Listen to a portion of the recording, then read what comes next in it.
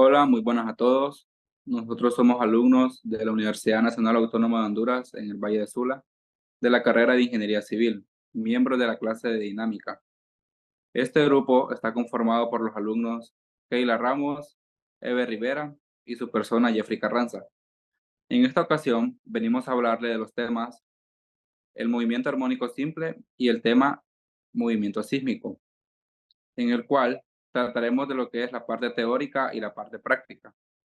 La parte práctica de esta exposición está basada en unos modelos creados para mejorar la comprensión de estos mismos temas. Vamos a estudiar un movimiento que se llama movimiento armónico simple. Para ello, empezaremos viendo unas definiciones sencillas. Primero, definiremos lo que es el movimiento periódico. Un movimiento se dice periódico cuando a intervalos iguales de tiempo todas las variables del movimiento toman el mismo valor. Un ejemplo de ello es el movimiento de la Tierra. Por otro lado, tenemos el movimiento oscilatorio, que son los movimientos periódicos en los que la distancia del móvil al centro pasa alternativamente por un valor máximo y un mínimo. Y el movimiento armónico simple, que es aquel movimiento periódico y oscilatorio sobre una recta. Se caracteriza por que la aceleración del móvil es directamente proporcional a la elongación, pero de sentido contrario.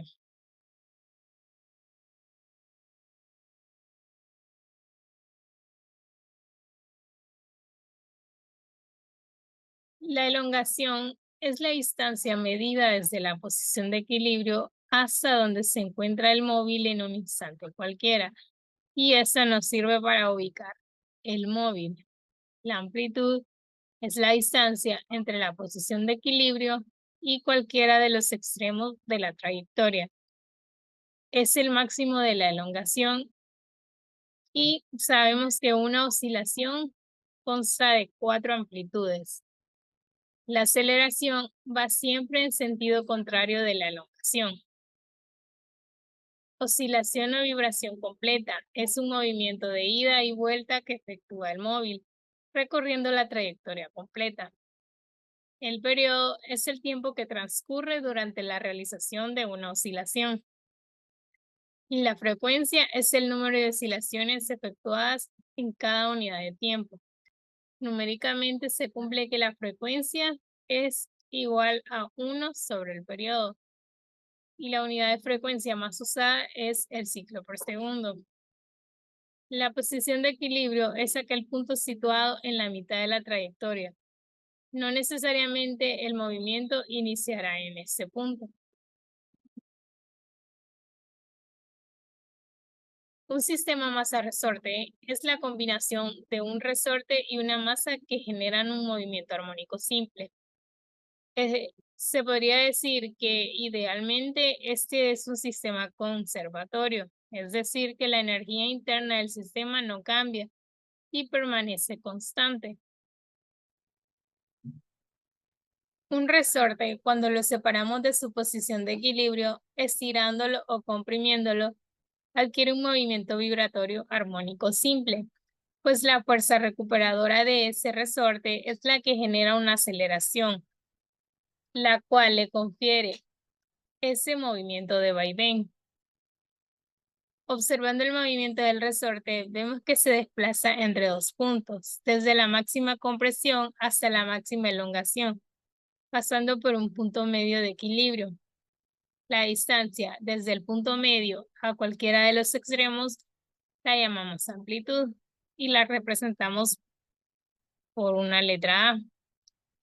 La posición que ocupa la bola roja en cada momento con respecto al punto central la conocemos como elongación y la representamos con una letra X. El tiempo en que realiza una oscilación completa, el tiempo en el que realiza una oscilación completa es el periodo, representado por T y medido en segundos. Y la frecuencia es el número de oscilaciones por segundos que realiza y la representamos con la letra F.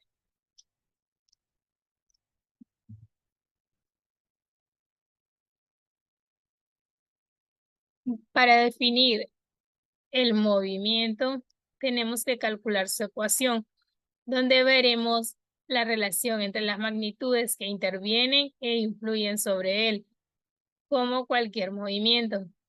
Debemos encontrar una ecuación que nos relacione la posición con el tiempo, es decir, encontrar la expresión de la posición en función del tiempo. Para ello, vamos a partir de dos leyes muy conocidas en física.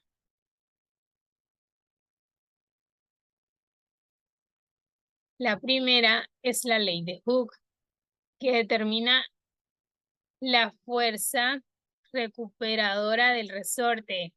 Es proporcional a la posición y de signo contrario.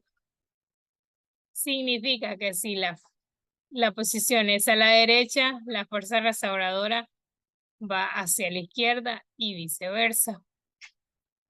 Por otro lado, tenemos la segunda ley de Newton, que nos viene a decir que toda aceleración tiene su origen en una fuerza. Y eso lo expresamos con la fórmula conocida: fuerza es igual a masa por aceleración. La fuerza recuperadora del resorte es la que origina la aceleración del movimiento, lo que supone que ambas fuerzas expresadas arriba son iguales.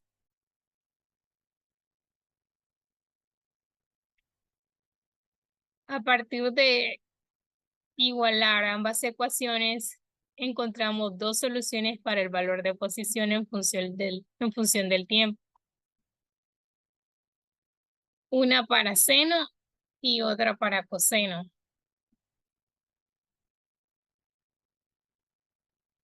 El valor de la frecuencia angular está relacionado con la constante recuperadora por la ecuación que viene a continuación. La frecuencia angular es igual a la raíz cuadrada de la rigidez entre la masa. Si derivamos la ecuación de la posición anteriormente descrita, obtenemos la ecuación de la velocidad, que es igual a una amplitud que multiplica a la frecuencia angular por el coseno de la frecuencia angular por un tiempo más un ángulo de fase.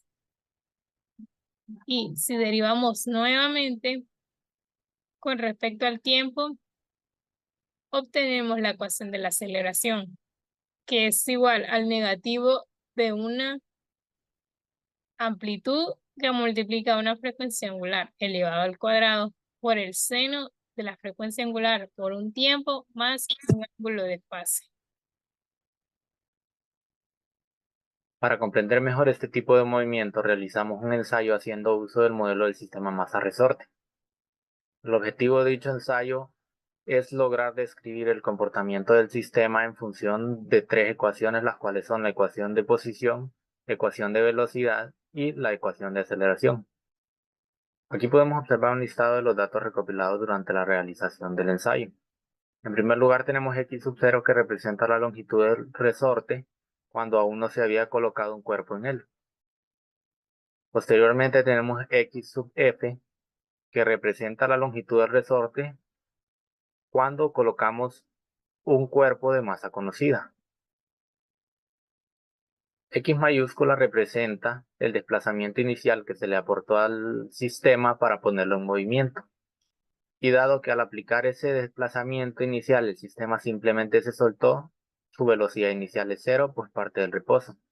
Asimismo podemos deducir que la amplitud c del sistema sería igual a ese desplazamiento inicial, pues no se aplicó una fuerza al ponerlo en movimiento. La masa conocida que usamos en la realización de este ensayo es de 1339 gramos, lo que es igual a 1.339 kilogramos. En este sistema desconocíamos la constante de restauración o rigidez del resorte, por lo que para determinarla hicimos uso de la ley de Hooke, la cual establece que la fuerza es igual a la constante de restauración del resorte por el desplazamiento experimentado. Por lo tanto, hacemos uso de los dos primeros datos que encontramos durante el desarrollo del ensayo. Decimos que el desplazamiento en X es igual a X final menos X inicial.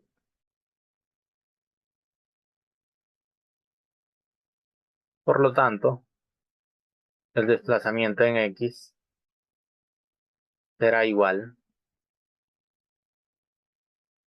a 17 menos 5.5, lo que da como resultado que el desplazamiento experimentado por el resorte es 11.5 centímetros.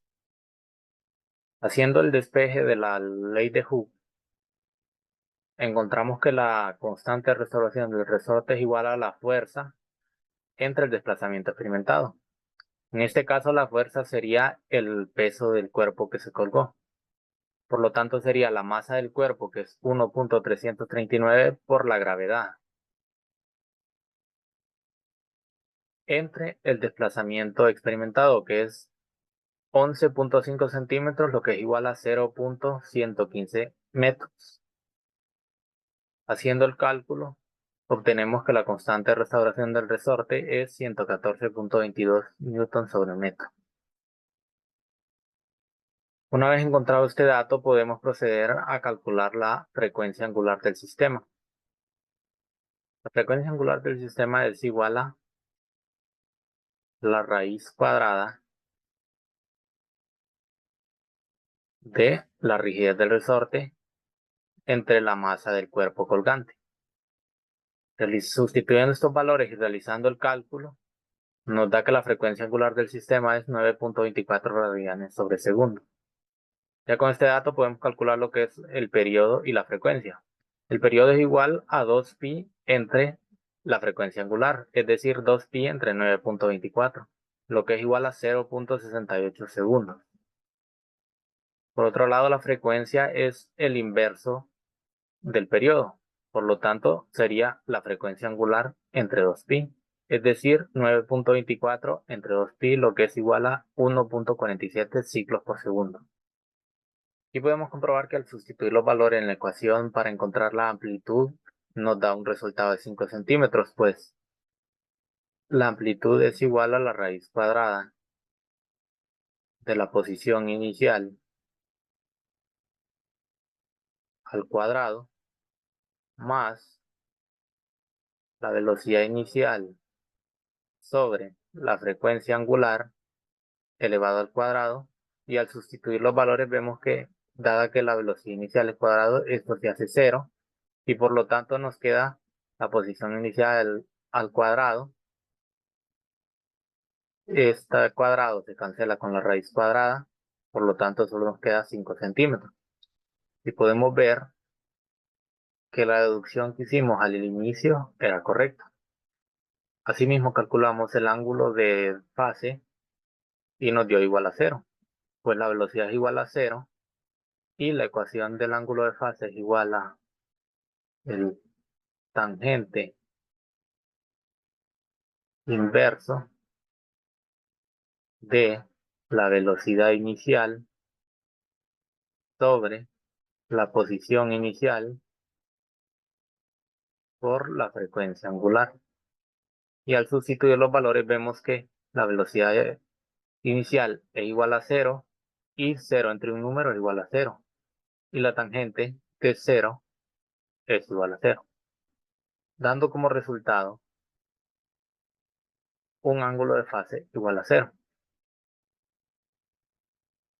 Ya con estos datos encontrados podemos sustituirlos en las ecuaciones de posición, de velocidad y de aceleración. Por lo tanto, hemos concluido con el objetivo de este ensayo, que era describir este movimiento de este sistema mediante estas funciones. Una vez teniendo estas ecuaciones, podemos encontrar la posición, velocidad o aceleración en cualquier tiempo que queramos, simplemente sustituyendo ese tiempo en la ecuación y resolviendo. Aquí graficamos lo que es la ecuación de posición para poder observar cómo el sistema se va moviendo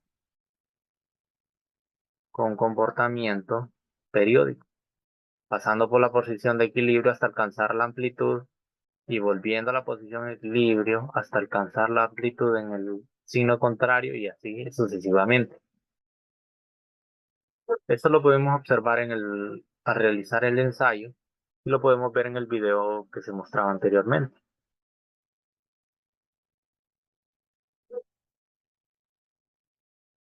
Aquí en la realización de nuestro modelo nosotros colocamos un marcador en la parte de abajo de la masa colgante y como podemos observar, al ir oscilando va dibujando lo que es la gráfica de posición en el papel y se puede observar el comportamiento periódico que tiene y la forma de onda que va dibujando.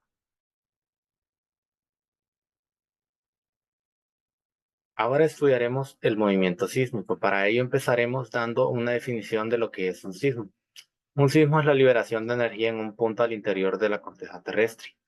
Esta energía se transmite como una serie de ondas las cuales viajan a través de la corteza terrestre, tendiendo a salir a la superficie, produciendo un movimiento de terreno sobre el cual se desplazan las edificaciones. Esto provoca movimiento de las edificaciones, el cual podemos observar en la ilustración. Durante un sismo se producen violentos movimientos del suelo que afectan a las estructuras que están sujetas a él. Sobre los orígenes y la forma de propagación de estos movimientos a través de la corteza terrestre, existen gran cantidad de estudios que corresponden a la sismología. Desde el punto de vista de ingeniería civil, interesa conocer las deformaciones y tensiones que se producen en las estructuras debidas a los movimientos del suelo. Para ello se requiere conocer su magnitud y variación en el tiempo.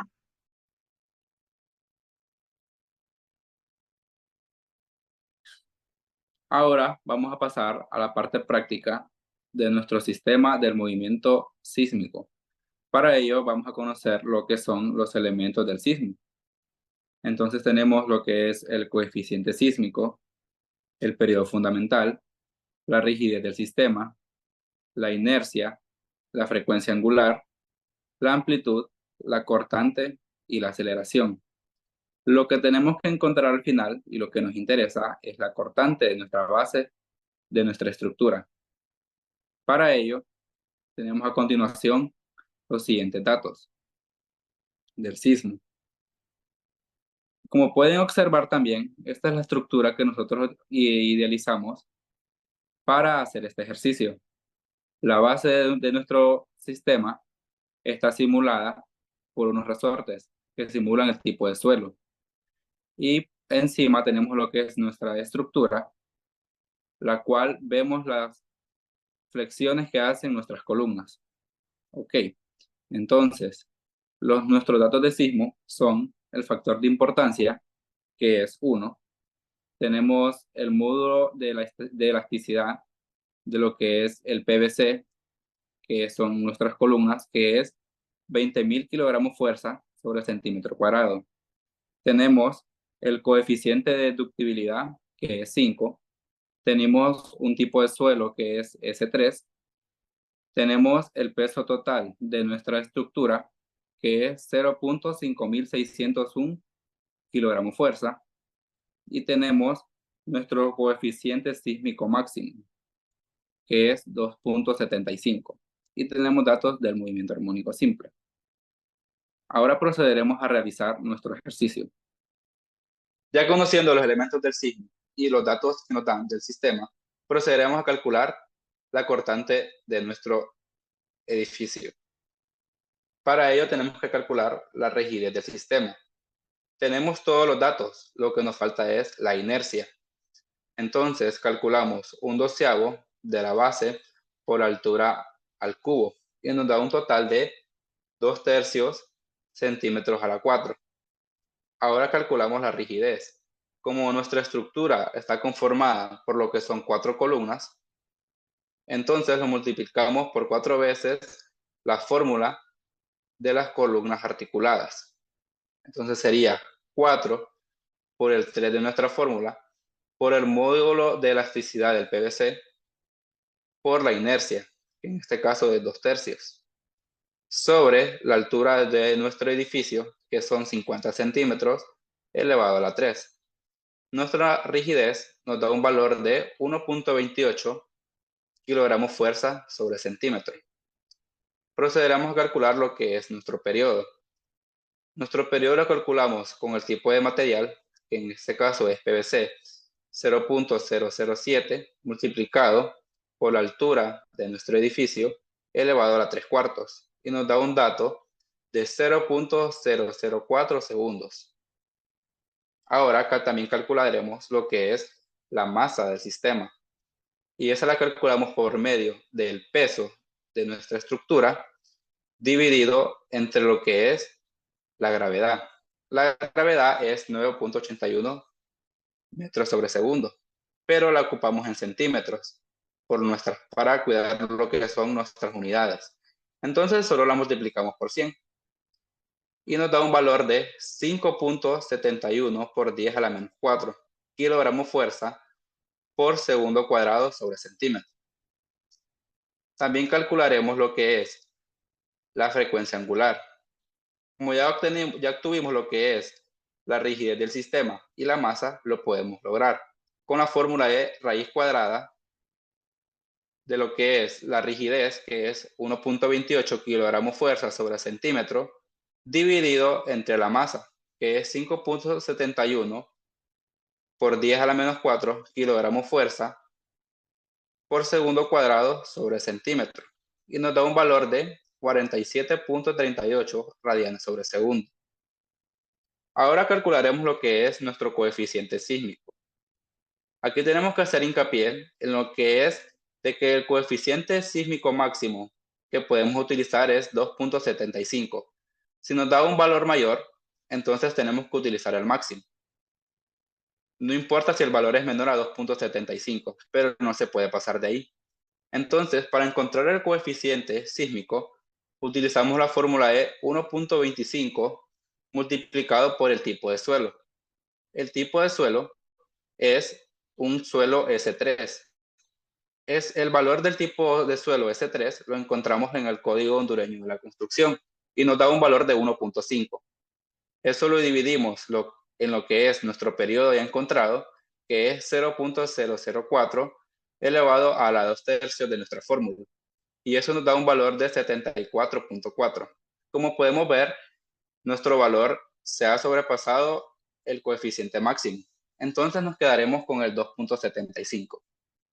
Con los datos anteriormente obtenidos, podemos encontrar ya lo que es nuestra cortante. Entonces, para encontrar nuestra cortante, lo que ocupamos es el coeficiente de zona sísmica. Ese nos dieron el dato de que estamos en San Pedro Sula y el dato utilizado es 0.30. También tenemos el factor de importancia, que es 1, y el coeficiente sísmico anteriormente encontrado, que es 2.75. Todo eso lo vamos a dividir sobre nuestro coeficiente de deductibilidad, que es 5. Y lo vamos a multiplicar por el peso total de nuestra estructura, que es 0.5601.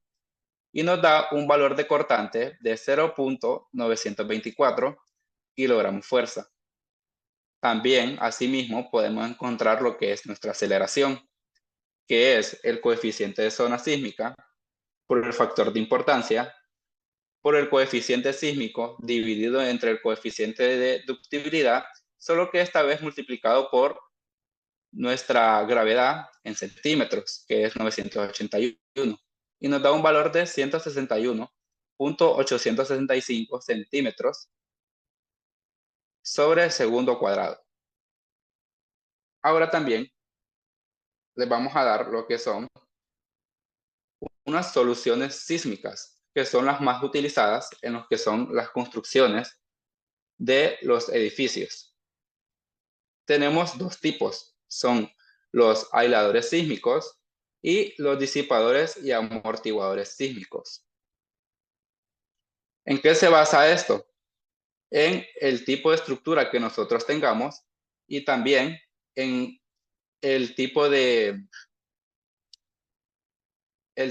cumplimiento que nosotros tengamos que tener en la obra.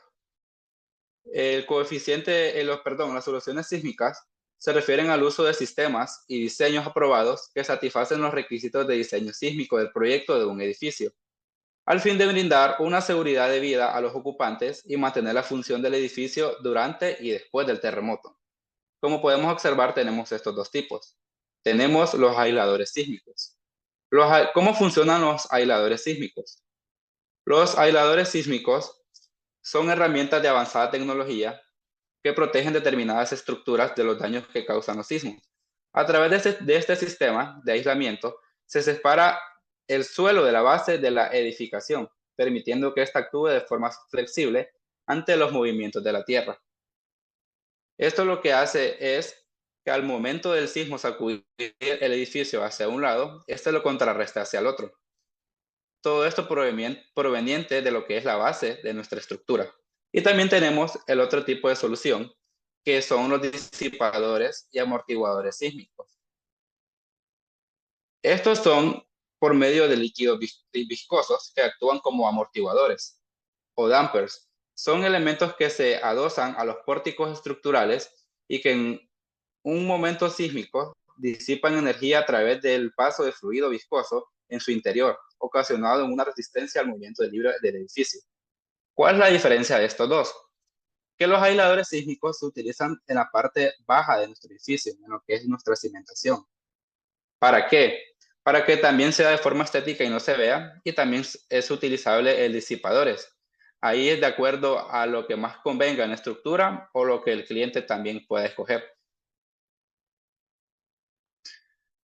Vamos a ejemplificar lo que son los aisladores sísmicos. Tenemos tres. Tenemos el primero, que son los aisladores de alto amortiguamiento. Estos aisladores están compuestos por materiales elastoméricos. ¿Qué significa esto? Que tienen características elásticas, en donde se utilizan refuerzos de acero y entre ellas se ubica el elastómero. Se hace como un tipo sándwich, por así decirlo, en lo que es en la parte inferior y en la parte superior se pone una plancha de acero y en medio va el amortiguador, como podemos ver en la figura. Entonces, de esta manera se logra flexibilidad y mayor amortiguación al momento de recibir un impacto. Al mismo tiempo, el acero tipo de compuesto, módulo de corte, entre otras características, proporciona la firmeza necesaria para que el aislador cumpla su función de cabalidad. Ahora tenemos en la siguiente figura lo que es los aisladores de plomo. Su estructura es similar a los aisladores de alto amortiguamiento, ya que se compone por capas de elastomérico y platinas de acero de refuerzo, además de contar con un núcleo de plomo, al igual que caucho interno para proporcionar un efecto de resorte ante cualquier movimiento sísmico. Al mismo tiempo, el núcleo se encuentra en su interior, da una mayor amortiguación. La diferencia con los aisladores de alto amortiguamiento es que estos tienen un núcleo que actúa también como resorte para apoyar a las capas de elastomérico. Y como tercer apoyo tenemos los apoyos elastoméricos de caucho natural. Están fabricados completamente de caucho natural y aunque no ofrecen un alto nivel de amortiguamiento, sí cuentan con gran flexibilidad y la fuerza suficiente para mantener una restauración estable. Estos son los principales tipos de aisladores sísmicos que encuentran en el mercado. Como puede ver, usted encuentra diversos amortiguadores para sus proyectos, teniendo la opción de elegir el que se acomode mejor a aquellas características que busca proporcionar a lo que es la infraestructura. Ahora, también hablaremos de los amortiguadores sísmicos. Aquí tenemos también los que son tres ejemplos. Tenemos el primero, que son los amortiguadores viscosos. Y estos se basan en que la energía es absorbida por un fluido a base de silicona, que pasa entre la disposición del cilindro de pistón. La construcción de un amortiguador viscoso o de fluido se parece al amortiguador común que se encuentra en los automóviles. El pistón transmite energía de movimiento al fluido en el regulador. Este movimiento del fluido absorbe la energía cinética convirtiéndola en calor. En automóviles, esto significa que una descarga recibida en la rueda se amortigua antes que llegue al compartimiento de pasajeros. En los edificios, esto puede significar que la estructura del edificio protegida por amortiguadores sufrirá considerablemente menos movimiento horizontal y daños durante un terremoto. Estos amortiguadores viscosos, como anteriormente se había mencionado, que los sismos actúan más y dan mayor cantidad de fuerza de forma horizontal. Entonces, estos amortiguadores lo que hacen es contrarrestar esa fuerza y hacen que nuestra estructura se mantenga estable, disipando la fuerza, convirtiéndola en energía cinética. Como número 2 tenemos los amortiguadores por fricción. Los amortiguadores por fricción son uno de los sistemas de control pasivo que tienen una aplicación creciente en los cuadros de momento. Estos son muchos proyectos de tales amortiguadores en todo el mundo. El amortiguador de fricción funciona según el mercado de mecanismo de fricción entre los materiales rígidos. De hecho, la fricción es un gran mecanismo de disipación de energía, utilizado en los sistemas de freno de automóviles de forma exitosa y extensa. Aquí, como podemos ver en la figura número 2, que es la B. Y como punto 3 tenemos el poder del péndulo, amortiguador de masa sintonizado. La amortiguación puede tomar muchas formas. Otra solución, especialmente para los rascacielos, consiste en suspender una enorme masa cerca de la parte superior de la estructura. Los cables de acero soportan la masa, mientras que los amortiguadores de fluido viscoso se encuentran entre la masa y el edificio, que está tratando de proteger. Cuando la actividad sísmica hace que el edificio se balancee, el péndulo se mueve en dirección opuesta, disipando la energía. Si ustedes, para darles una mejor idea, es como colocar una campana gigante que se mueve en dirección contraria a lo que es el sismo que se está ocasionando en ese momento. Y estos son los tipos de amortiguadores sísmicos y lo que es los aisladores sísmicos. Y esta ha sido toda nuestra participación del grupo número 4. Espero les haya gustado. Muchas gracias.